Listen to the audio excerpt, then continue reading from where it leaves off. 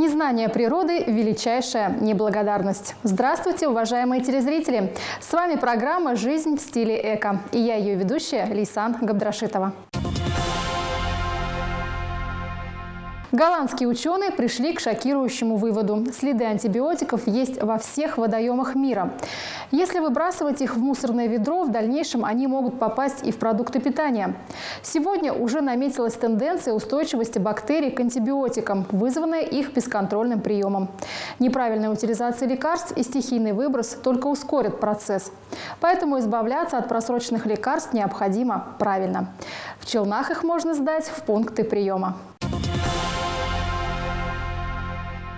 Мы с детьми сортируем мусор. Семья Шамаксумовых отходы разделяет с тех пор, как старшая дочь Афина начала ходить в садик. Поначалу они сдавали макулатуру и батарейки, потом стали собирать пэт-бутылки. В основном вторичное сырье экоактивисты складируют на балконе. Быстрее всех собирается макулатура. За полгода собирается 5-10 килограмм. Я их сдаю в школу. Некоторые ученики приносят более 500 килограмм макулатуры. Всегда остаются лекарства. Они покупаются на отдых, перед отдыхом, вот что-то. И, соответственно, срок годности у них выходит, а куда их потом просто уж выкидываем в мусор. В пункте приема, где расположен контейнер для просроченных медикаментов, руководитель благотворительной организации Центра помощи ХАЕР объясняет, почему нельзя выбрасывать старые препараты и как их правильно сдавать. Само лекарство следует выкидывать в контейнер, а картонную упаковку от него в отдельную коробку. В пункт приема специалисты принимают любые лекарства с истекшим сроком годности, за исключением тех, которые находились в контакте с человеком.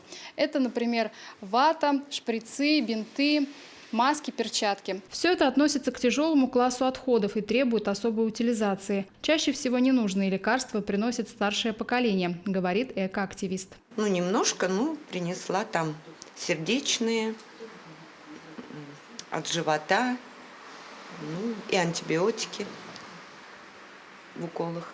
Я теперь буду знать, что существует пункт утилизации для просроченных лекарств, и расскажу всем своим знакомым. Меня это удивило и обрадовало, когда я услышала о таком пункте, потому что многие лекарства, они по сути своей очень небезопасны, токсичные, и попадая в землю, в воду, это чревато. Потому что накопление идет в организме у людей, у животных. Не секрет, у нас есть люди, которые копаются в контейнерах, и там что-то для себя там находят. Ведь не знаем, что он достанет из лекарств, и как он его дальше применит.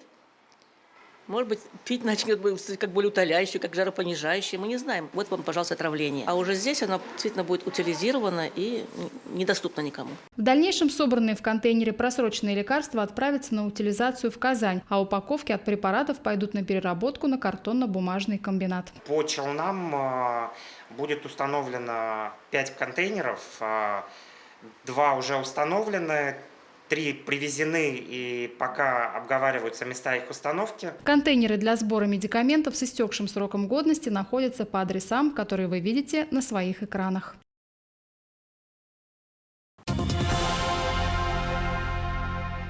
Загрязняющих веществ в воздухе города в 20 раз больше, чем в сельском.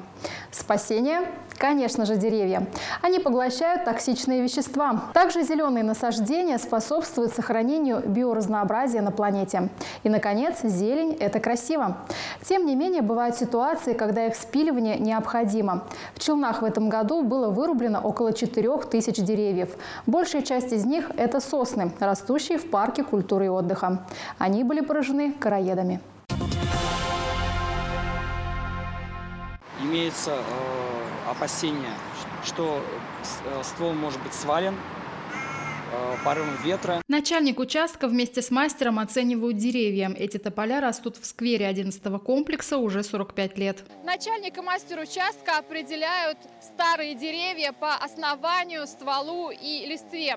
Например, если у тополя потрескавшаяся кора, оно сухое и отсутствует листва, то его необходимо спилить. После вынесенного вердикта за дело берется выездная бригада слесарей. Вырубка деревьев осуществляется только после выдачи разрешения комиссии по защите зеленых насаждений, поясняют сотрудники. Фандас Идиятов сперва работал разнорабочим, затем стал слесарем. За свою жизнь он спилил немало старых деревьев. Вырубкой занимался на основных городских проспектах и в парках. Надо смотреть вот это уклон туда, надо туда распил сделать, чтобы он на намеченное место упал. Тем более же тут вокруг машины, вот стоянки, все люди ходят. Сначала огораживаем это сигнальной лентой, потом распил делаем. Бывает, и это подъемник АГП приезжает, сверху начинаем пилим. По-разному. Заявку на проблемные деревья челнинцы подают через приложение «Народный контроль». В месяц поступает до 10 обращений. В данном приложении указывается, что, в чем оно удобно, то, что там изначально уже указывается положение геологическое данного участка, то есть адрес непосредственно, и прикладываются фотографии к заявлению. С тем, что старые деревья нужно вырубать, согласны жильцы близлежащих домов. Во-первых, они могут навредить. Если стоянка машины, люди идут упасть, принести здоровье, значит, ущерб, вред. И некрасиво. Опасно, когда ветер бывает, боимся гулять. Видите, вот он уже валяется, там одно дерево. У нас очень много вот аллергиков, так же, как и я, посмотрите. То есть беспрецедентных лесов. Я согласен, но я бы имел, чтобы они имели какую-то альтернативу, замену данных вот вырубленных деревьев, было бы замечательно. Так-то я только за. Ну, хотя бы кусты, озеленения все должно быть. Какие-то газоны где-то убрали, где-то добавили. Спиленные старые деревья работники парка культуры и отдыха вывезут за город на специальную площадку. В то же время по городу идет посадка деревьев. В осеннее время посажено более 22 тысяч деревьев и кустарников. Из них парком культуры и отдыха высажено более 18 тысяч деревьев и кустарников. Также работники отдела по благоустройству и озеленению занимаются кронированием деревьев.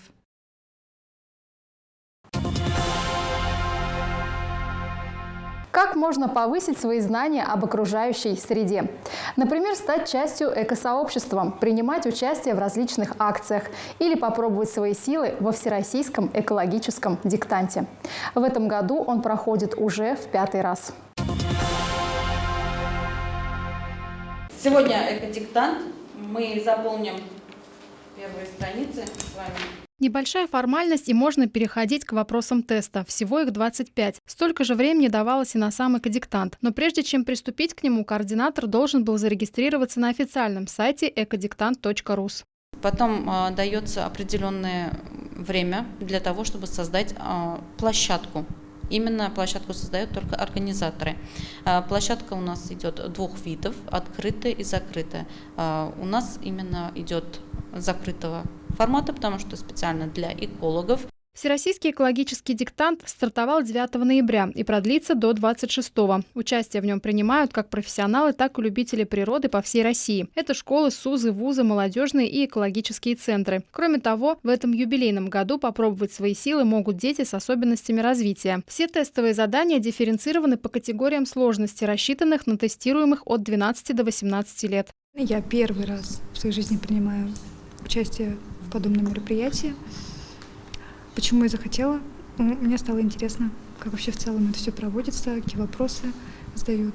Ну и проверить, собственно, свои знания. Вопросы непростые, честно говоря.